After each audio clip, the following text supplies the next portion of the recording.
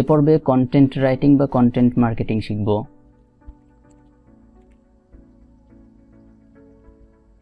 আপনার যদি English skill থাকে তাহলে যে কোনো কোম্পানির জন্য কন্টেন্ট রাইটার হিসাবে কাজ করতে পারেন। যেমন ইনি এসইও ব্লগ পোস্ট লিখে দেয়, 220টি কাজ কমপ্লিট করেছে। আমরা যদি এনার প্রোফাইল একটু ভিজিট করি,